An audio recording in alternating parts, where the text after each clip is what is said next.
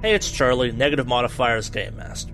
First off, thank you for giving us a listen. As always, expect something horrible to happen to the players. If you're a fan, support us by leaving a review on iTunes, and if you hate the show, consider doing it anyway and enjoying the fact that you've inflicted us on someone else. For the most up-to-date news on the podcast, follow us on Twitter and Instagram, and with that... Alright, so as you're approaching the Orin 2, do you do any scans? Do you look for kind of any obvious access points? What's the plan of approach in this case? So we know that most of the crew is either inactive or dead. No, they were all moved towards the back of the ship, if I recall. They were all focused in like a specific part of the ship, I think. No, there's been nothing about that. Damn, okay. Need to board the ship, figure out what's going on. But if there is a djinn on board, we should be ready to banish that goddamn thing. Do any of you know the creed of the Faceless One by heart? Can't say that I do, actually. How about the rite of the Lady of Tears?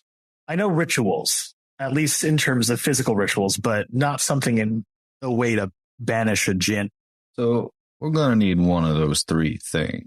Now, I don't know the rite of the Lady of Tears or the creed for the Faceless One, and I sure as hell don't know how to build a Soldani vessel. So we might need to do a bit of research before we dock here. Now, I'm piloting us in, so it's going to be up to you two to figure out what we need. May I please roll a culture check to see if I can remember anything in regards to, like, the creed of the Faceless One or the rite of Lady of Tears, if I've even heard of that? Yeah, give me a culture check on that. I'll give you a +1 or 2 because they're not like unknown things, they're just a little bit more obscure. So you said +1? Yep. I've got a limited success with 1. You've probably heard of them. You don't necessarily know them with that type of thing. I will say that kind of as you're voicing this out loud, Mr. Kimbori kind of looks at you and goes like, I know them. I can conduct the ritual if need be. Now that all the cards are on the table, I am here to kind of deal with this. Mr. Kimbori, that sounds fine and well and all, but if you are to die or perish, we would also like to know them. Would you mind sharing them with us? Kind of rolls his eyes a little bit at this, but then kind of taps on his tabula and sends you some files. That's the gist of it. It's more about intent in some ways than exact wording. Thank you. When you say intent, what exactly are we supposed to focus? Because if we're all trying to make sure that we're performing these rituals, I'm going to imagine that we need to be of one mind.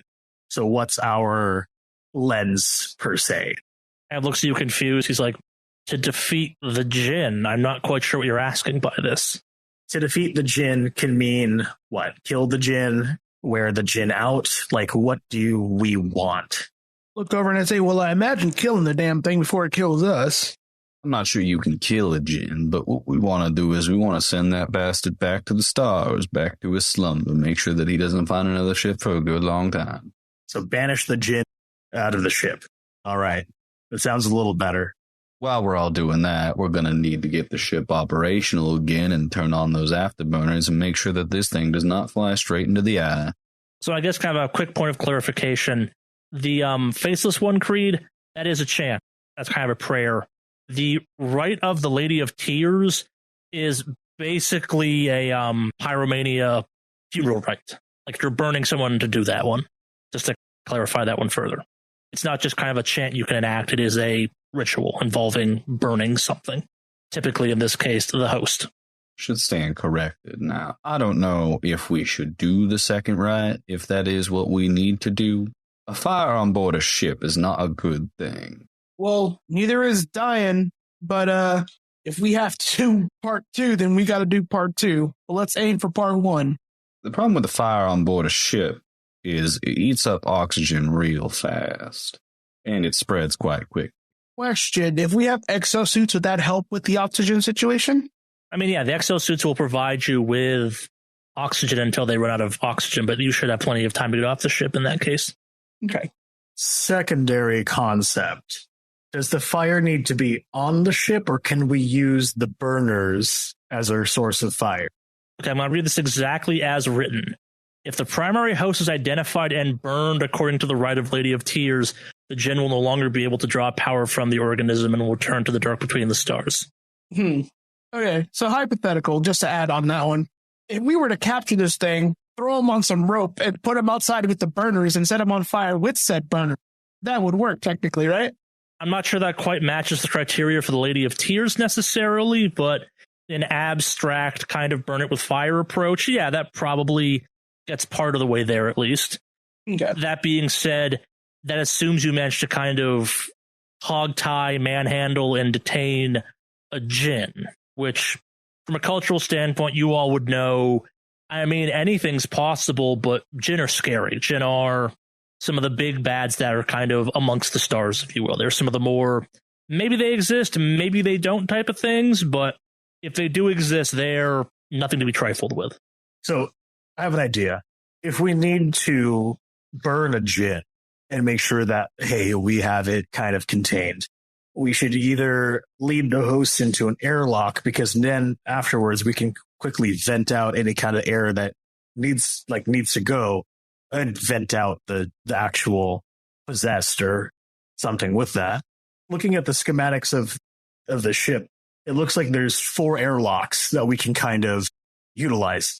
Yeah, so, and I will say on that topic, now that you're drawing closer, you do see that the airlocks on the front have been obviously tampered with, seem to be damaged in visible ways from the ship. The ones in the back seem to be in perfect working operational order, but the ones in the front, the kind of more convenient ones, have definitely taken some damage from something. So there's a bit of a problem with luring it into an airlock. Airlocks have fail safes in case somebody's locked in them without an exosuit. Now, we could take some time to tamper with it, make sure that those fail safes are turned off, but that'll take some time. I mean, it looks like there's some airlocks that were damaged from the asteroid field. Whether or not they're damaged physically, that they're inoperable, is one thing. Or maybe there's damage that are fail-safes, maybe don't function anymore. That's another. I mean, we won't be able to fully understand until we actually touch down. But otherwise, I'd rather not split us up, especially if there's a djinn. I feel like going from front to back on the ship might be a good sweep option. Well, we don't want to land where those airlocks have been tampered with. If they are destroyed or have been trapped or some way, they could just blow a big hole in the side of our ship. We might want to go back to front. If we do go back to front, we can stop off on engineering and make sure to kill whatever's burning them straight for the eye. Perfect. That's a pretty sound mind. Well, there are 2 airlocks in the rear. Those are the only real 2 viable ones at this point. That's where we'd be docking. Okay. Looks like there's also a service central right at the back, so we could probably get a diagnostic of the ship at least, see whether or not, like, where the corpses are.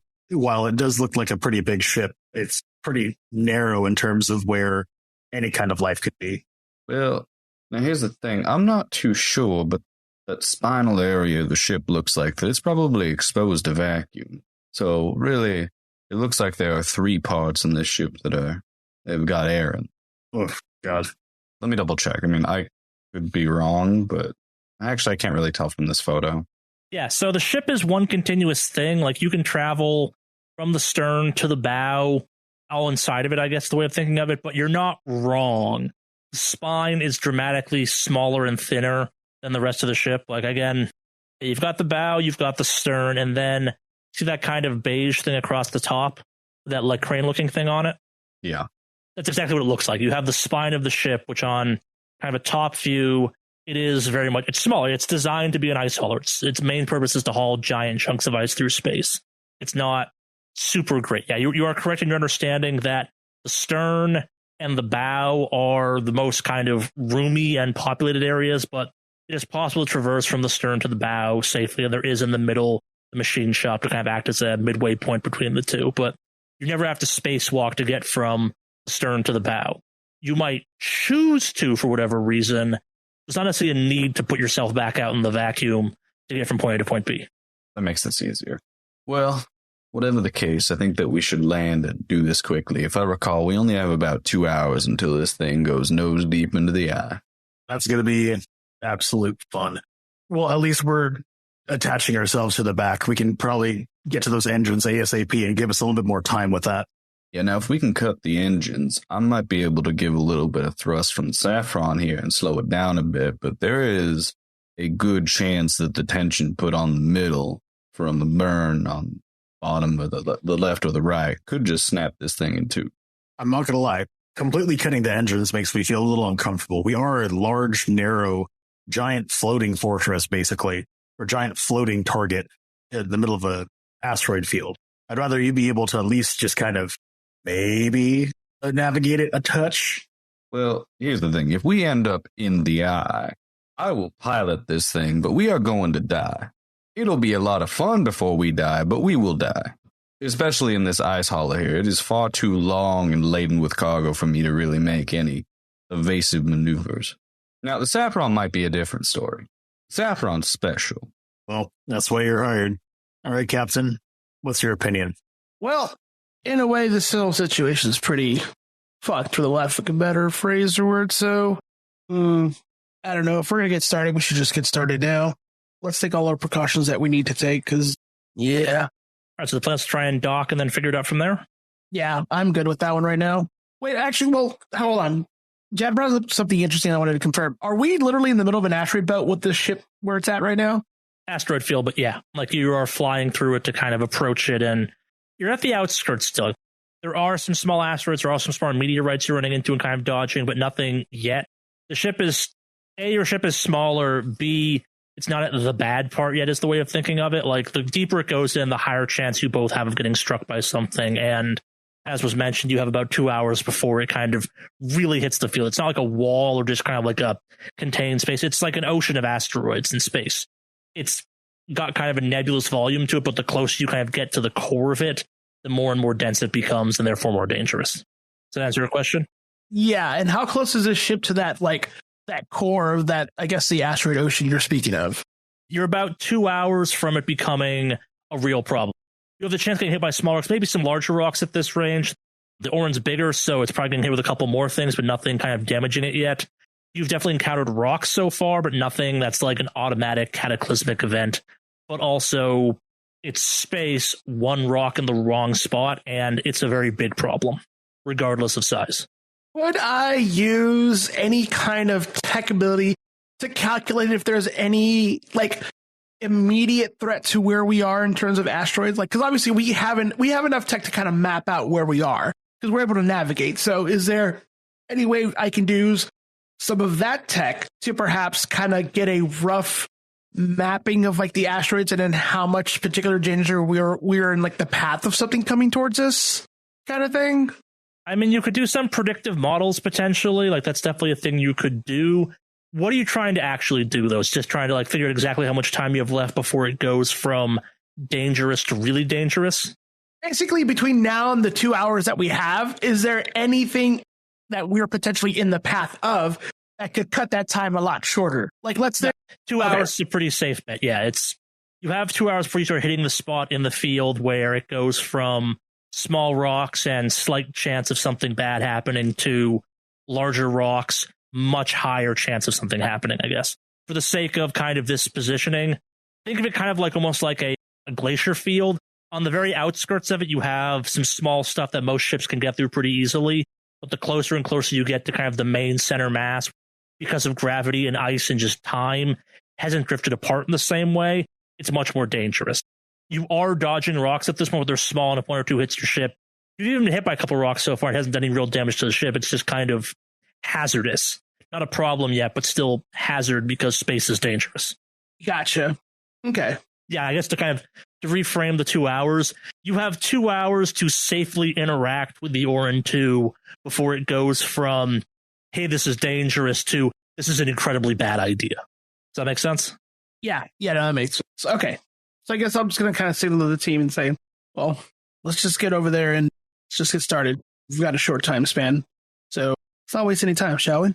Do you wish, Captain, everybody strap down into your crash couches, because we're going to hard burn and line up with this big old ice hauler and get on in there. I casually walk over to the captain's seat and strap in. As Ruth straps in, she kind of just yells out to Kambori, "Hey, Kambori, are you armed?" Shake says, like, no, we've been over this. I have not, aside from what you gave me, I have not picked up anything. Anyone got a spare gun? I think you're all a little bit overreacting on this one. There's three of you. We'll get in, we'll deal with the situation, we'll leave. It'll be fine. There's three of us, and then there's you, who's just dead weight, other than knowing how to do these little itty-bitty rituals and whatnot, versus a djinn that's free on this other ship. Just, you know what? Make sure that you just don't get in our way if we're trying to save your ass. And shrugs at this. Fine, agreed. I'll stay out of your way if you can just get this done. All right, hard burn. All right, so you're approaching the ship trying to dock with the stern airlocks? Yes. Do a piloting check to see how well you get there. I'm going to pray to the icons. I have a limited success of 1. That's enough. That's more than enough. Oh, Remember, 1 success means you get it done. Like, limited success doesn't mean like that's anything bad happens. It just means kind of it's maybe not as perfect as it could be. Like, you only need 1 success ever to succeed at most things in this game. It takes a little bit of time. It's a slow approach given the asteroids and just kind of the general nature of trying to dock next to a ship that's no transponder, no contact, no nothing. Normally in the situation, the 2 ships would work together. But yeah, it takes a little bit of time. You slowly kind of manage to get attached to one of the stern airlocks. You on board at this point, or what do you do? I'll set on board. I'm going to strap on my exosuit and grab my gun and head on over. All right. So the airlocks are locked, so it's going to take a little bit of effort to get through them. Give me a data gen to kind of hack through. Or technology if you want to kind of manually rip it open. Am I the one doing it, or is this? You can. Okay, I'll do it then. I will assist. All right. So is that I had a +1 to mine? Yep. That is a limited success. All right. Yeah, so it takes a few minutes, but eventually the doors kind of pop open and out floats a body. You recognize this person from the crew manifest you were given as Engineer Rebelor. Well, that is unfortunate. I wanted to see if I could check out the body. Is there any kind of obvious signs of like trauma or injury? Is like, can I suss out or can I see why they're dead from it? All right. So the engineer was killed by one very thin, very precise stab wound that went through their kind of suit into them. So there is a small hole in Rabalbor's exosuit, it looks like. What the hell causes something like this? I mean, a knife or a sword would. Oh, okay. When you said thin, I thought needle thin for whatever reason. Like fucking supernatural scorpion bullshit. Okay. So there's someone who got stabbed. Someone's armed. Or at least some sort of rabble happened. Shit. I am pulling out my Vulcan cricket just to have it at the ready. And I kind of want to see if I advance forward and kind of scope out what's ahead of us. An airlock's ahead of you. I guess like the airlock's not open on the other side. It's sealed. Oh, gotcha. Is there a porthole in that airlock? Yeah. I see inside. Cool. Can I look through it? Sure, but also as you step into the space, you do kind of bump a small floating object that was in the airlock previously, and you'd assume it to be the engineer's tableau. I grab hold of the tableau and, hey, Cap, I'm going to scooch this on over towards you, and I just kind of float the tableau to Evan. And I'll grab the tableau and take a look at it. All right. So it doesn't take much effort to get into it, and you see this. Kakinwen's log. 66,111-1600. Finally on our way from Mercut. I have never liked that rusty excuse for a station. Loading took longer than expected, but we are now heading for Coriolis with a full load of ice. May the icons bless our journey. 66,112-2300. The captain and Renner prepared a proper feast in the Mester Day to celebrate the trip home. Or rather, Mira slaved in the kitchen, and the captain and Renner sat around telling the same old anecdotes about the good old days as they always do. But it was all right. De beer and wine, flaming hot dinner, and fresh greens can make you stomach just about anything. 66,113-2200. Something strange happened today. Curb came back from a cargo inspection with a strange look on his face. He tried to wave it off, but we saw that something had him shaking in his boots. I asked him if he had found something odd, but all he said was, "The captain has it under control," and that was it. 66,113-0230. Woke up to screaming alarms. Atala was already in the service central looking anxiously at the cargo monitors. He muttered something about how the captain shouldn't be playing with things he can't handle. 66,114-1630? I don't know what is going on anymore. Atala has locked himself in the machine halls. The captain is unrecognizable. I heard Kolb over the comms saying that Kirin and Ren are dead. I feel the ship changing course. The emergency lighting just switched on. Something terrible has happened. 66,114-2330? We are lost. May the icons have mercy. Jeez Louise. Well, that is unsettling. Looks like the space madness got him. Or the gin. I'm almost saying the gin. Look, right here. The date log 66113-0230. It says Atala was already in the service central looking anxiously at the cargo monitors. So I'm going to imagine there's something a little rough in there. Well. You imagine where we're about to head off into. Oh, you mean immediately into the back of the ship and the cargo beams that lay in between the back to the front? Yeah, yes, no. That would be the case. I mean, there's also the machine halls. Are you referring to that spot? Because somebody locked themselves in the machine halls, it looks like. And that might be handy if they're still alive. They can give us a better idea of what the hell's going on here.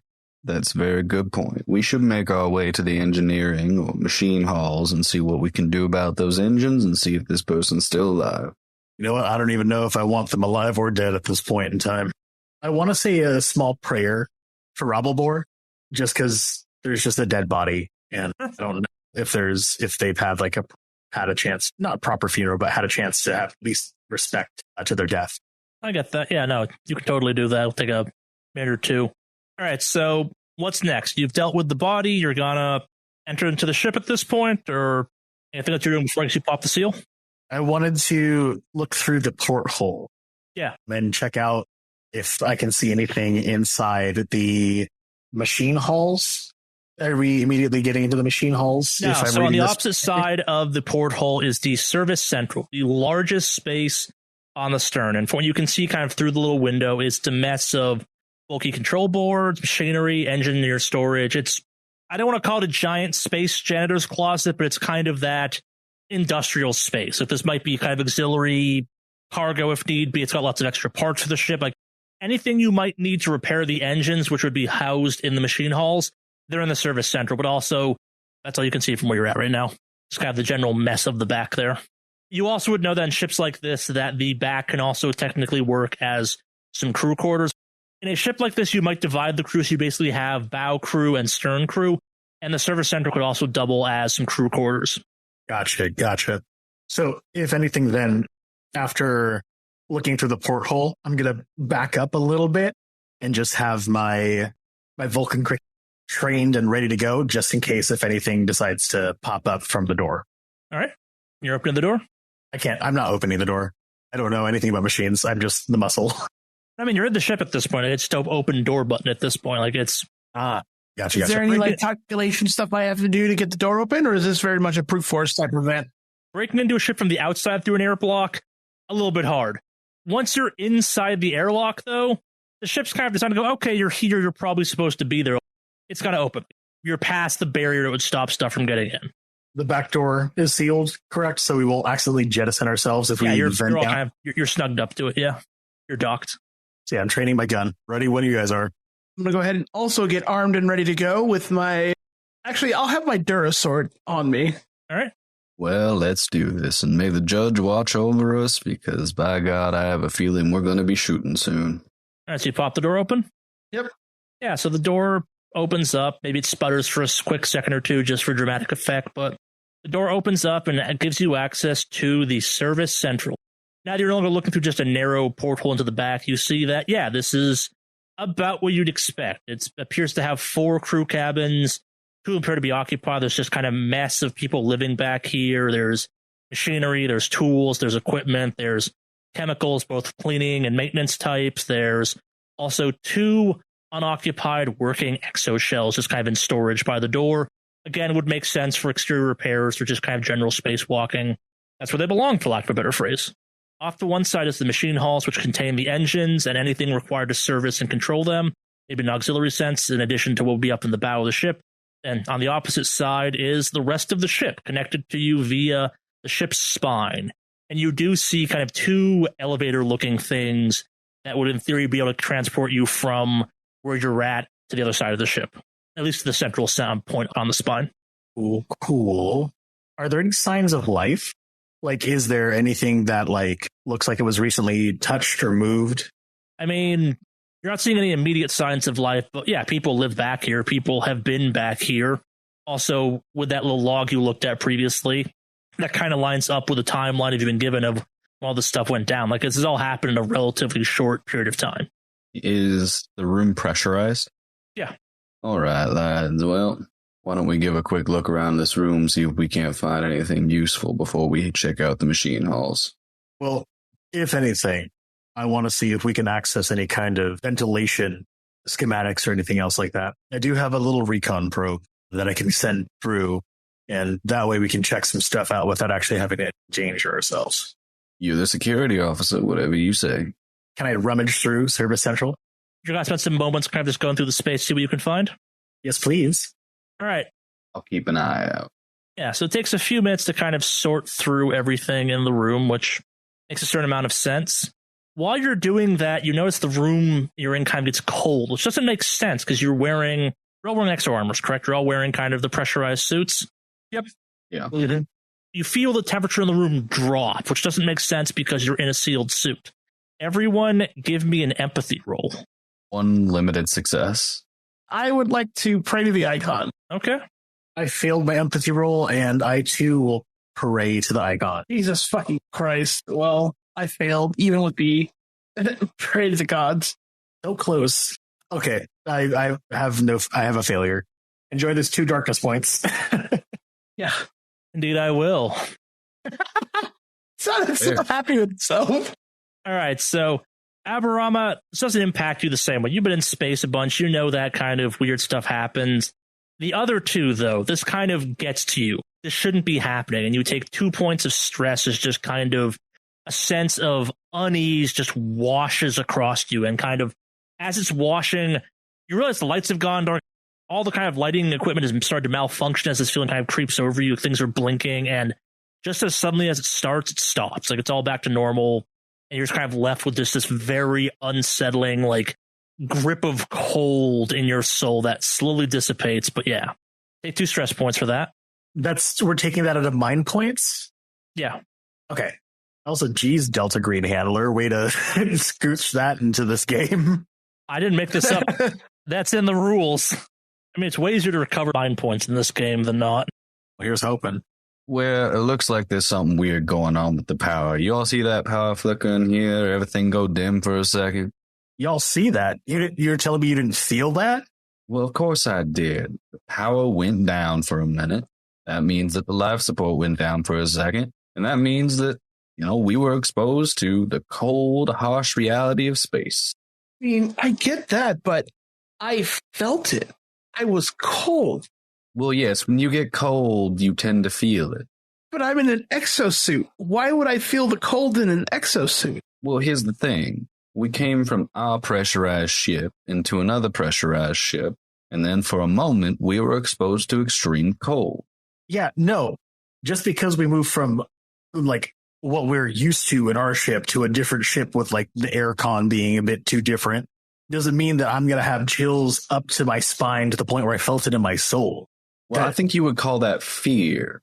Ruth just narrows her eyes. Doesn't feel like fear. This is something else. Listen, I don't know what you two are on about, but we should get a move on. Agreed. As you three are kind of talking amongst us, you hear the crack of the kind of shipboard intercom system click on and turn around. The ship is doomed and at the mercy of the icons. Please return to your ship and evacuate. There's nothing for you here. Is there a comm unit nearby? Yeah. So Ruth kind of runs over to the comms unit and just kind of turns it on. Who is this? Are there any other surviving members of this crew? Believe me, I am your friend. There is a gen on board, no way to stop it. Return to your ship immediately and evacuate. Forget you were ever here. Leave for your own good. Who are you? And who are the rest of the surviving members of this crew? As far as I know, I am the only survivor. I am Chief Engineer Atla. I have barricaded myself in the machine halls. Do yourself a favor and leave. I am more than prepared to go down with the ship to guarantee the Jinn does not escape. Mind if I get in there for a second, Rue? Go ahead. Hello, Chief Engineer. This is the pilot of the Saffron. Hello. Now, you said that the Jinn here, you had no solution for it, nay? Correct. Now, we came aboard with the express knowledge that the Jinn is here, so we are ready to help you expel it from this ship. Because if this thing flies into the eye and tears apart, the Jinn will not be expelled. Instead, it's going to be floating through space right next to a point of civilization. Now, could you imagine if some debris were to make its way over to Coriolis Station with the Jinn, then, well, there'd be a whole lot more trouble. So I believe you should help us in dealing with this problem. Send it into the eye is not the way to get rid of this thing. By my calculations, we are several days hard flying away from anything important. I trust the asteroids would destroy the ship and return the Jinn to the void. The only logical solution to the situation is to destroy the ship. As I said, I am happy to go down this to ensure this happens. You don't have to be here. Please leave for your own good.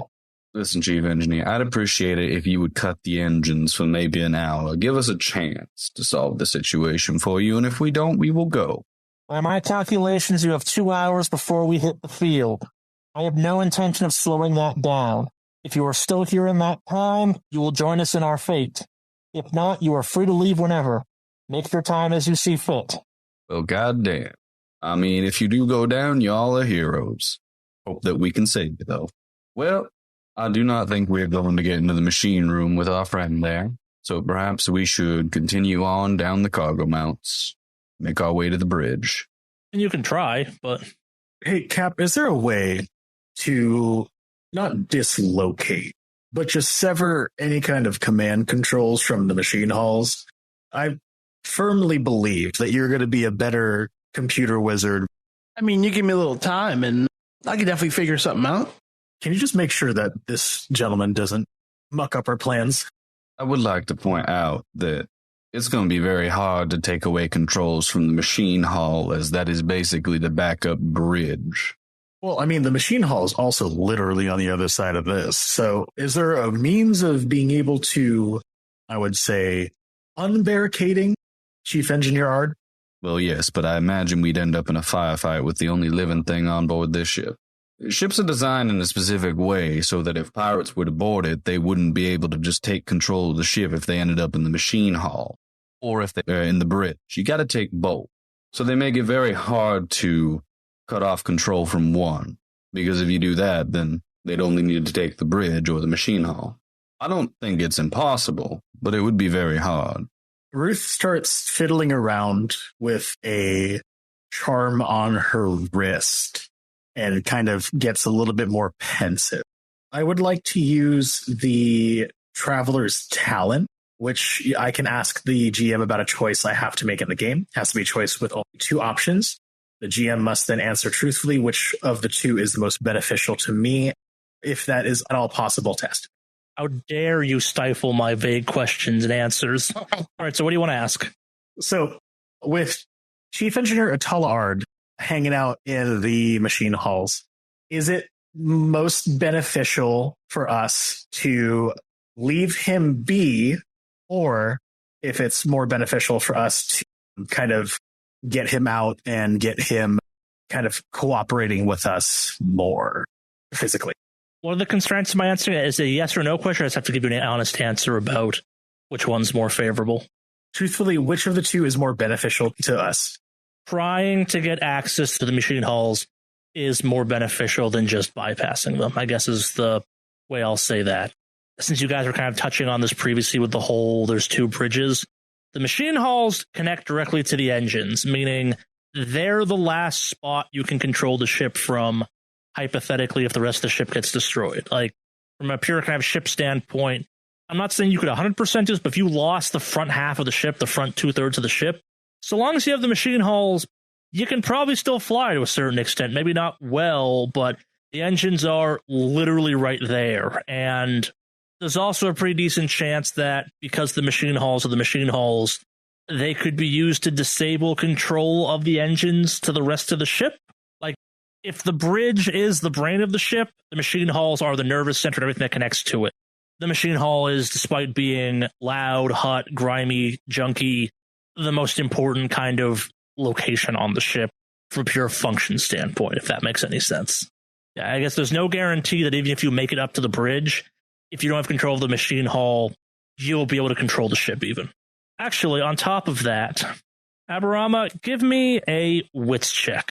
If technology would apply here, I am trained in technology. I'll let you apply piloting to it, actually, instead. Can I assist since there's technology involved? No, this is either a smarts thing or a piloting thing specifically. I failed, but I'm going to pray to the icons. All right. Because I like us to suffer. And can I use any bonus from the last time I prayed to the gambler when we were in the... yeah, I'll say you can. Absolutely, yeah. +1 or 2. Say +2 in this case. This is something that... Or for a critical success. Nice.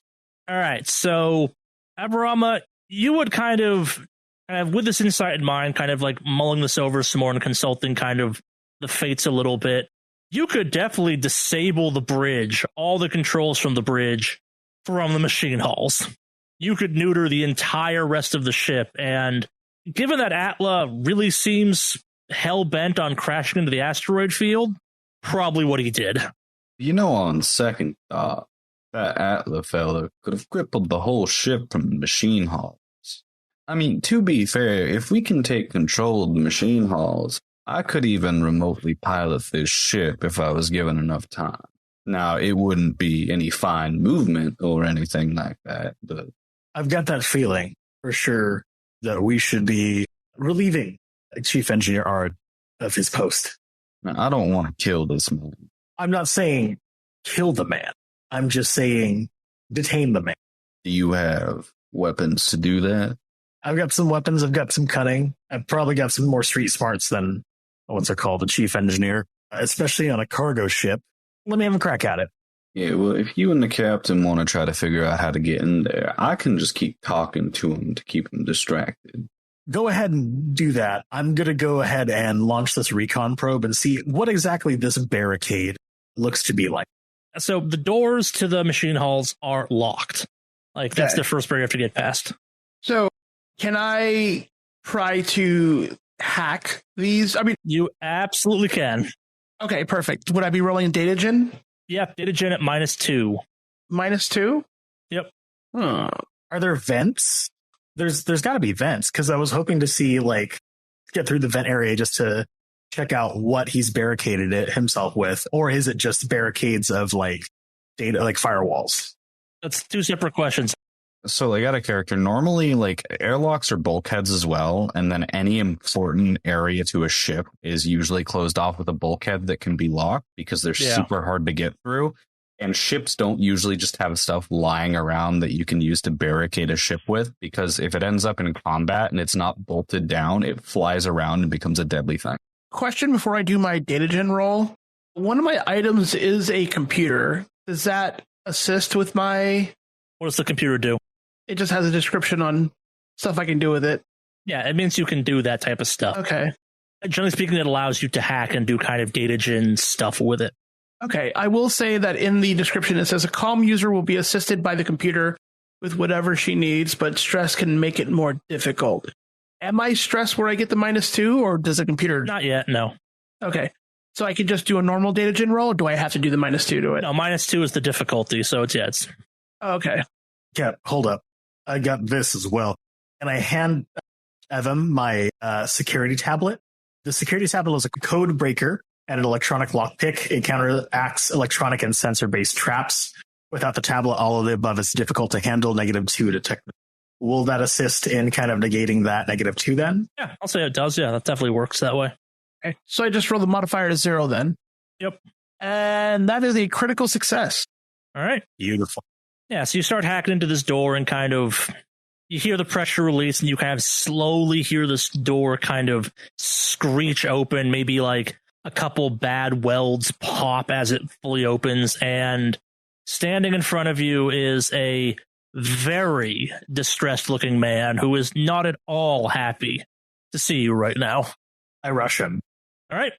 Just out of curiosity, before we continue the actions here, since one of my general talents is third eye, am I able to basically, is there some sort of possible ambush happening right now in this sense, or is it? What's the exact talent read? The talent reads, you have the ability to sense an ambush, and once per session, you can avoid the effects of being surprised. The talent also gives you a constant +2 to observation when trying to detect a sneak attack or an ambush. All right, so you want to use it now to detect an ambush? Yes, I do. All right. So as the door pops open, you kind of do the quick scan, you kind of tap into your third eye, and you see that, indeed, Atlaard is there by himself, and the only other thing in the room with him appears to be a exo shell. Exo shells can be remotely piloted, but it's just him and the shell. Okay. All right, so Ruth, though, you're rushing him? I'm rushing him, and I'm tackling him to the ground. All right, give me a melee combat. That is a failure in that melee combat roll, but I will be praying to the gods, or praying to the icons, the dancer. All right. And that is an absolute failure. With that. Oh, no. Father Fumble is the dancer. All right, so not only do you fail to make contact with Atla, but you kind of like manage to hop, skip back out of the doorway, further dodge your advances type of thing. He looks at you and just kind of outraged goes, "You've doomed us all. You could have just left."